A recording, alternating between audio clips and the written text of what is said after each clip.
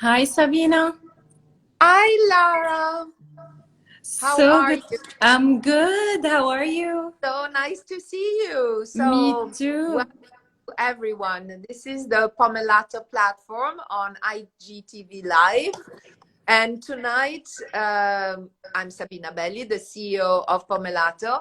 And I'm hosting a very dear, longtime friend of Pomellato and myself, Lara Mansour. Good evening, Lara. Good evening, Sabina. So I'm here in Milan. It's 6 o'clock, almost the end of my day, and you are in Dubai, right? True. A little later than me. And I have asked you to join me in this conversation because, Lara, you are the real exceptional woman that I always recognize as an incredible mentor and example in the Middle East. You were born in Lebanon True. and you live in Dubai, where you are the founder and the editor-in-chief of I&E magazine, which is a Dubai-based magazine conveying the finest from fashion to luxury to lifestyle and art. And you are an entrepreneur in this respect. But you are also a mother of two beautiful boy and a girl, still young age.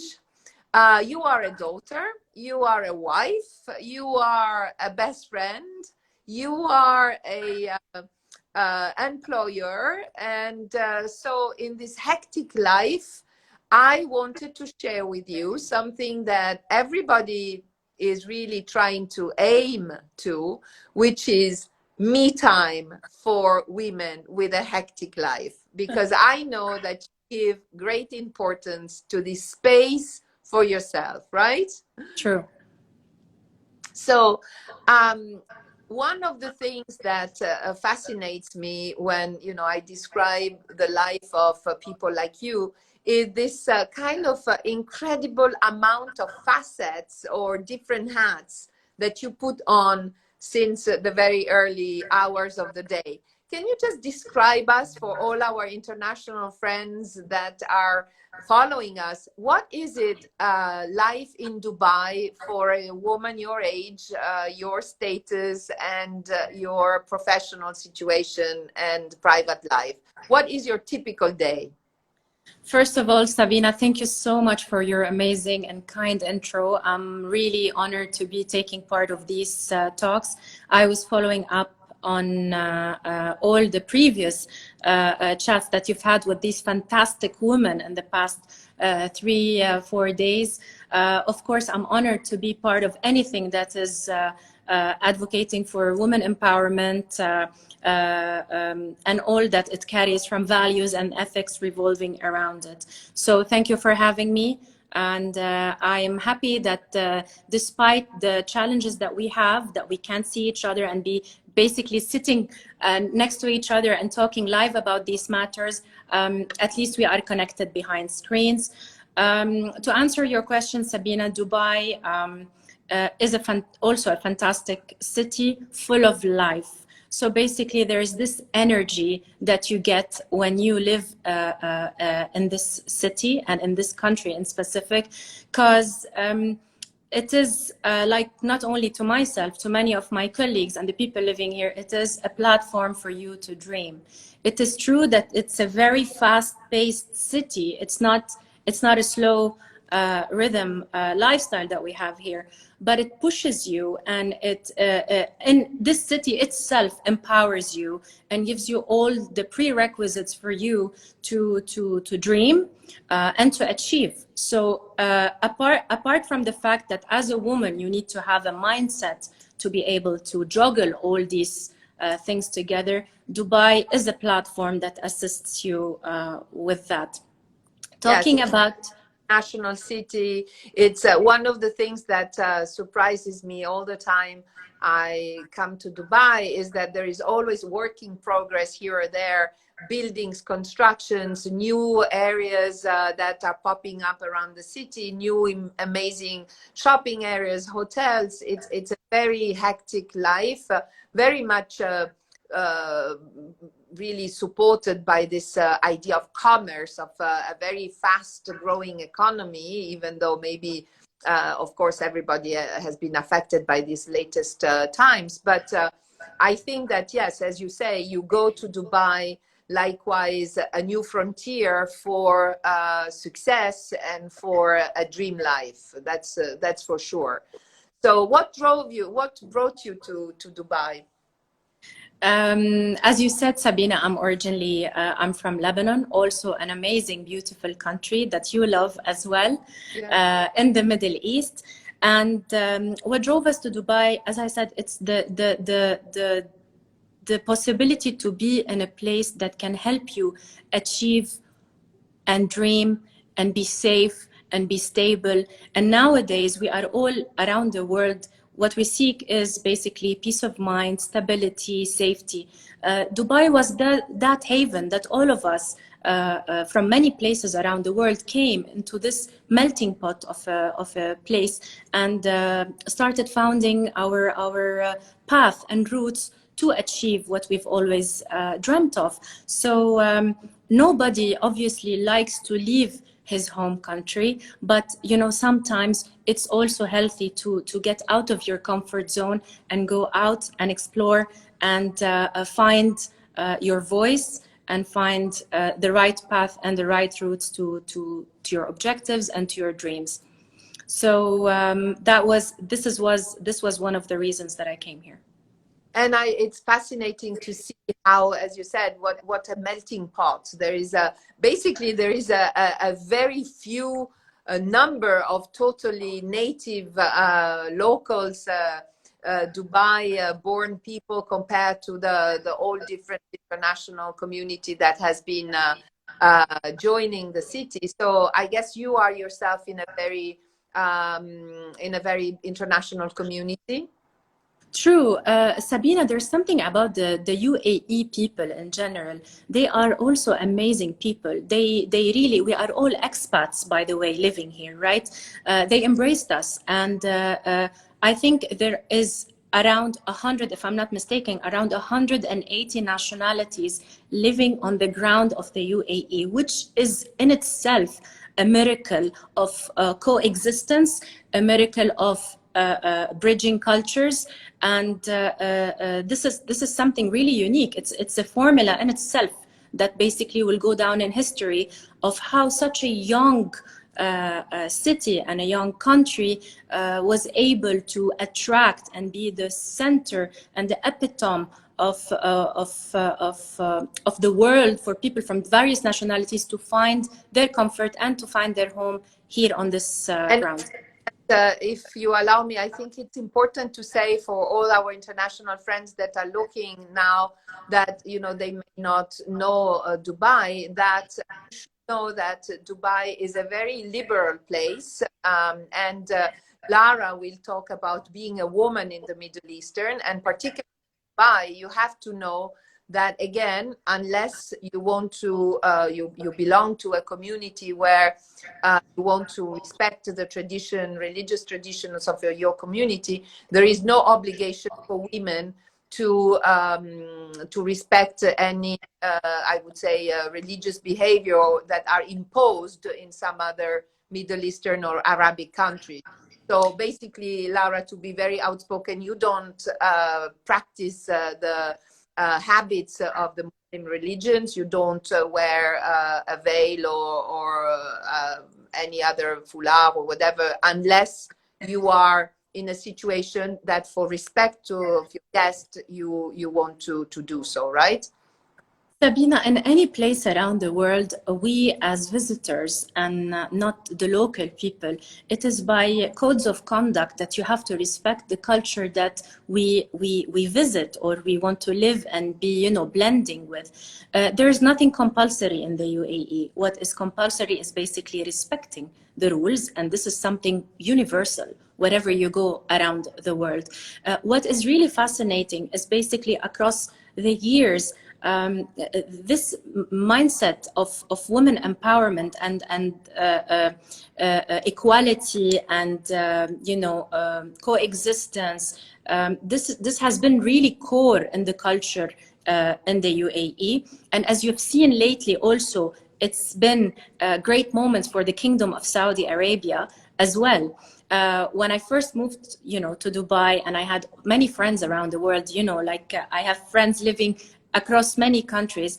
To them, the Middle East was a taboo in itself. I mean, sometimes the media does not, reflect the right image of our region. Our region is really amazing, and I'm not here as a person to create a propaganda or like to advertise, but I'm telling you from a mother, from a sister, a daughter, a wife, an entrepreneur, living and being part of this region and culture. There has nothing been more empowering and rewarding to the past 16 years that I've been living here in this country, and I love it. So Yeah. no, nothing It is compulsory. It's depends. just like, Yeah, it really depends from you, from your own choices. There is no, again, compulsory behavior for women, which again, I think it's important to say, because, sometimes people that, as you said, have this kind of general opinion of stereotype. Middle East, they may not understand. So that's why you could access to an extremely interesting and energizing career. You've decided to become an entrepreneur and to launch your own publication, right? Sure. So by doing so, of course, you put yourself in a situation of hectic working hours. And so again, I just wanted you to share maybe with us what your normal day would look like, just to compare to our other European or international friends. Sabina, like any woman, like any working woman with a family, you wake up in the morning, you take care of your kids. I tell you, and I assure you, this pandemic has not made it easy on us at all, because with also our kids being having a hybrid modular to education, which is like a week in school, but the second week doing online learning, there's no stability and there's no proper routine that you can adopt. So everything is like coming all together at you.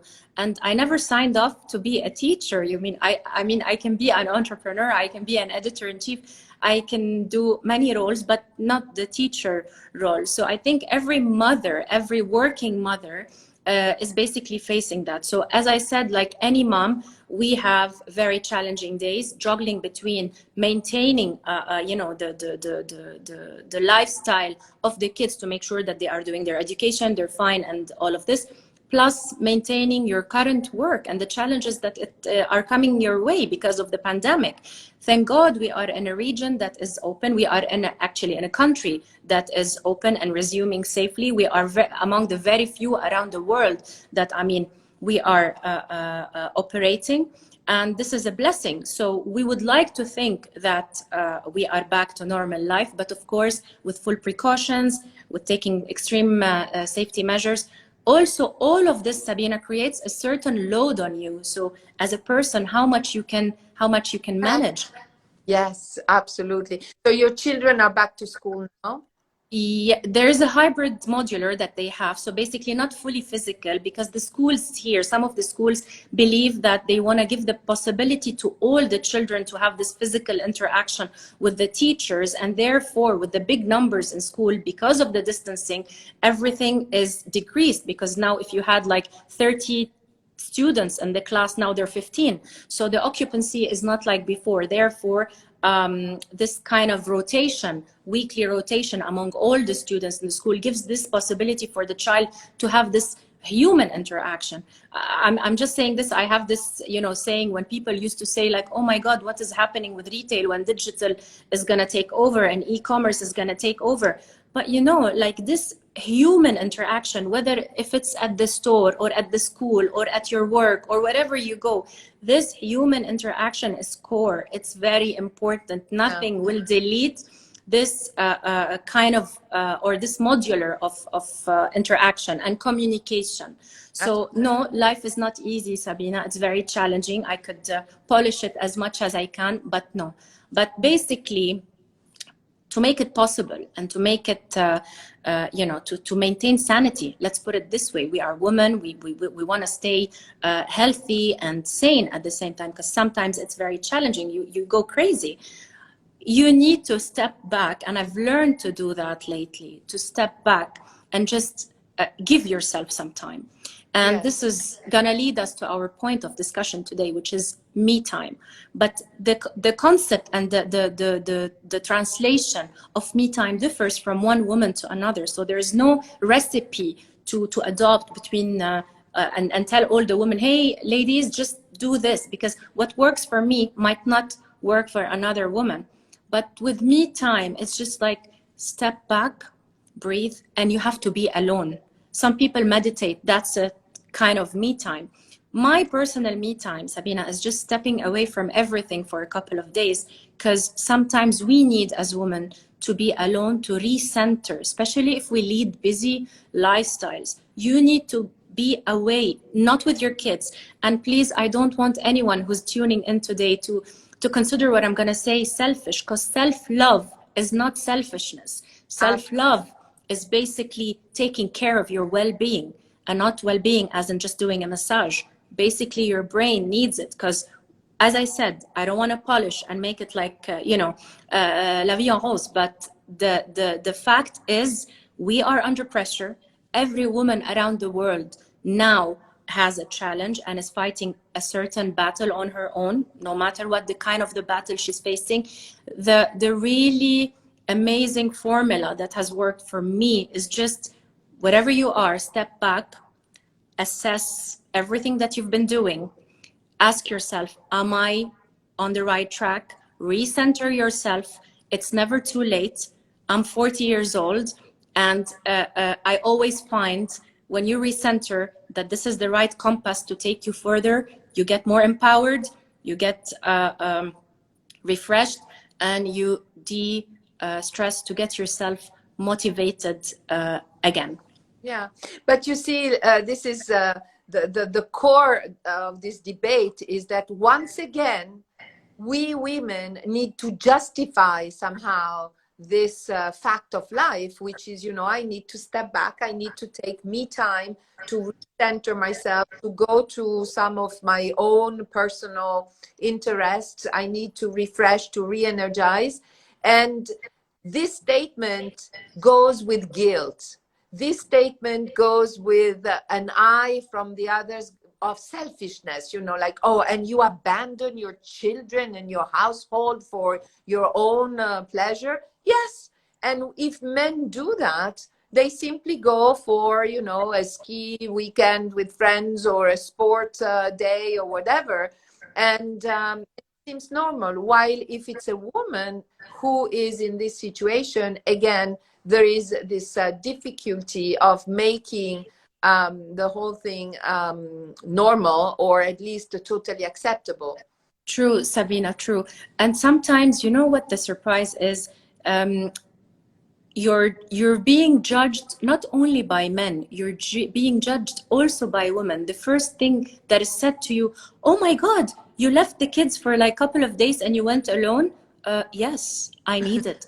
Because I believe if you don't know how to love yourself, you can never spread love around you, neither to your kids, neither to your family, neither to your society, your friends, whatever it is around you.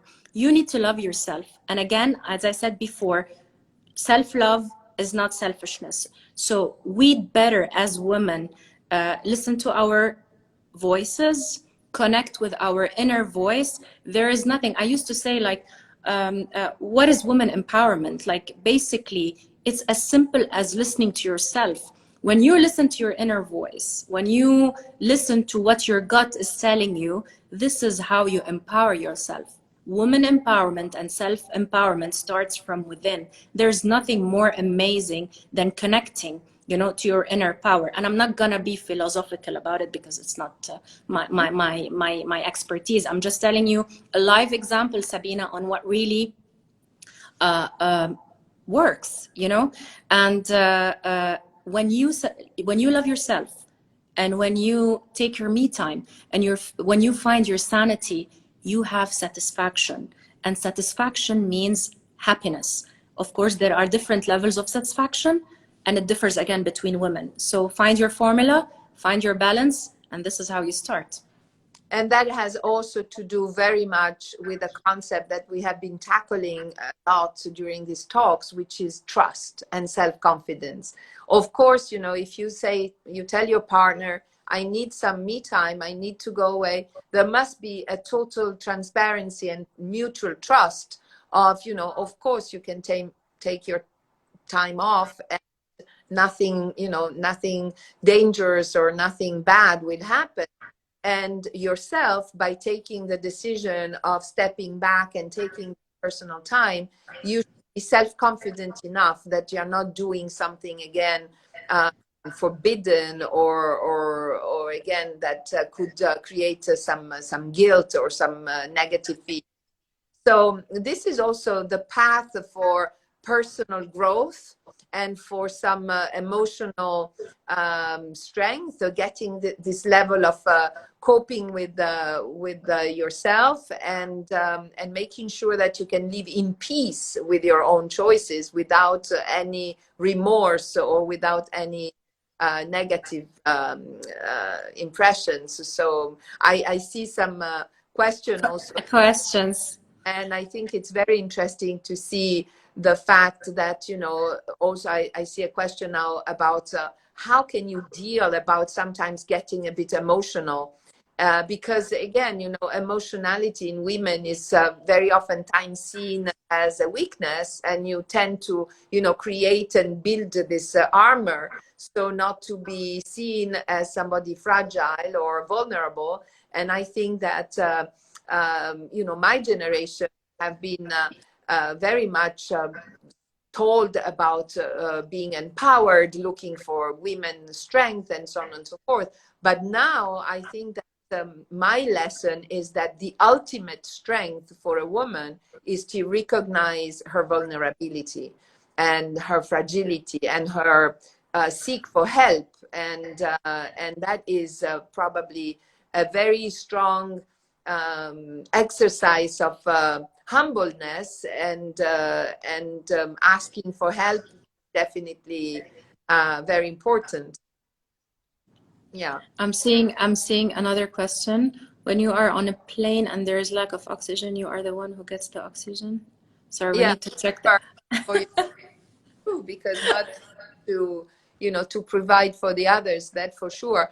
But I think that it's again this getting the oxygen first and then give it to the child is not selfishness, is putting yourself in a kind of a survivor and strength mode. So I'm very proud that you advocating for this.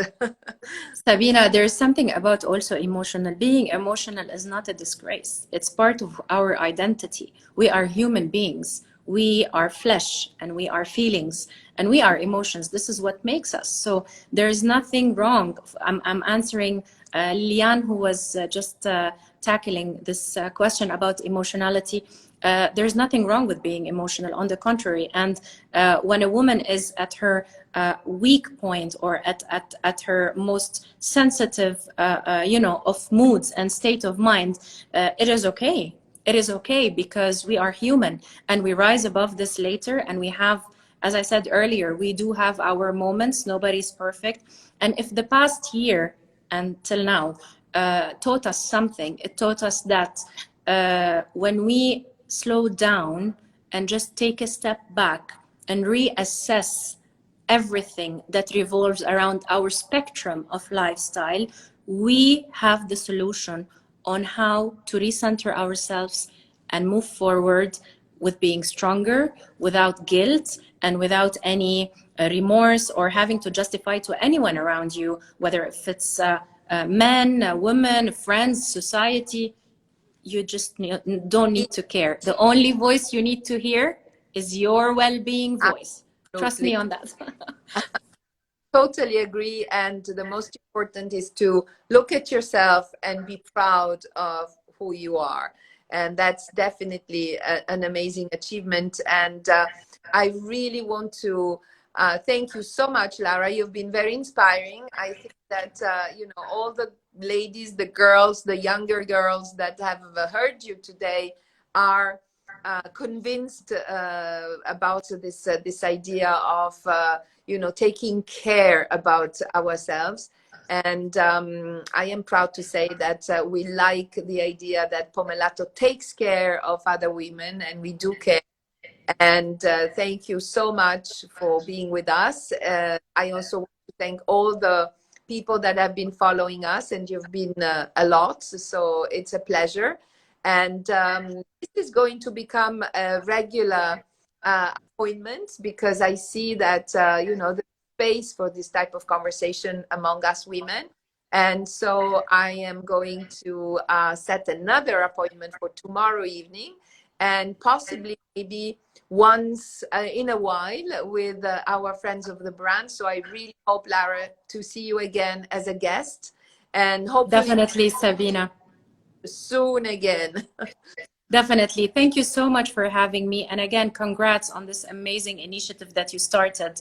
And you are among the leading, if not the first leading brand to take really a closer step to women, and to listen to them and empower them and do something very substantial that's standing out now. I'm really honored and proud to be part of this chat. And I'll see you very soon also, Sabina. Thank you so much, Lara. Bye. Thank you. Ciao. Bye-bye.